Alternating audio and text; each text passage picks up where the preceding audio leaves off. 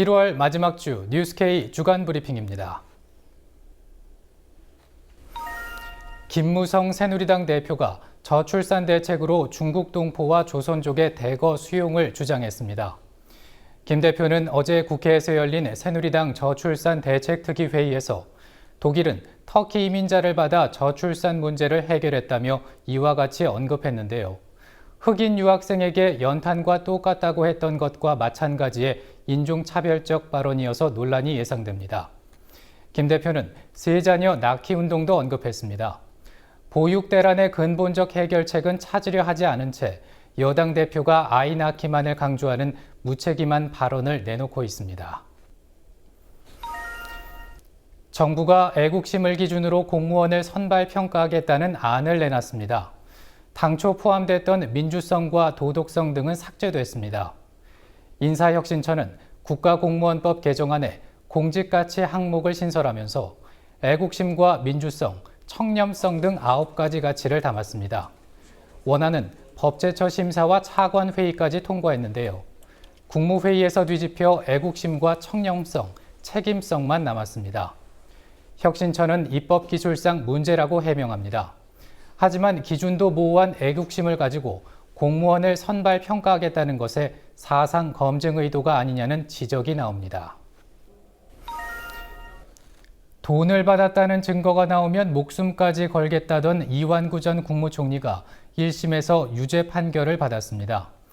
이 전 총리는 지난 2013년 4월 재보궐선거 출마 당시 충남부여 선거사무실에서 고 성완종 경남기업 전 회장으로부터 불법 정치자금 3천만 원을 받은 혐의로 기소됐는데요. 서울중앙지법은 오늘 오후 징역 8개월에 집행유예 2년, 추징금 3천만 원을 선고했습니다. 김기춘 전 대통령 비서실장, 이병기 대통령 비서실장, 홍준표 경남도지사 등 성완종 리스트에 이름을 올린 여권 실세 가운데 유죄 판결을 받은 인물은 이 전 총리가 처음입니다. 이 전 총리는 항소하겠다고 밝혔습니다. 현대자동차가 노조 파괴로 유명한 노무법인 창조컨설팅과 손잡고 협력업체인 유성기업 노조 파괴에 개입한 정황이 드러났습니다. 더불어민주당 은수미 의원이 지난 28일 검찰 수사 자료를 공개했는데요. 현대차 간부가 자사와 유성기업 측에 이메일을 보내서 신규 기업노조 가입을 지시하고 할당량까지 정해주었습니다. 현대차가 유성기업 사측 창조컨설팅과 유성 측 노조 관련 상황을 공유한 정황도 확인됐습니다. 현대차가 협력업체 노조 활동에 개입한 명백한 증거가 있음에도 불구하고 검찰은 현대차의 부당 노동 행위에 대해서 불기소 처분을 내렸습니다. 지난 2012년 최승호 PD와 박성재 기자를 해고할 당시 증거가 없었다는 MBC 고위 간부의 녹취록이 공개된 이후에 파장이 이어지고 있습니다. 지난 25일 더불어민주당 최민희 의원이 2012년 당시 인사위원회에 참여했던 MBC 백종문 미래전략본부장의 녹취록을 공개했는데요. 백 본부장은 해당 녹취록에 대해서 발언의 일부라며 선을 그었고 MBC는 해고가 적법했다고 반박했습니다.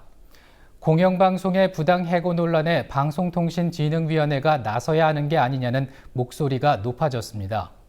방통위는 다음 달 1일 이 사태를 논의하겠다고 밝혔습니다.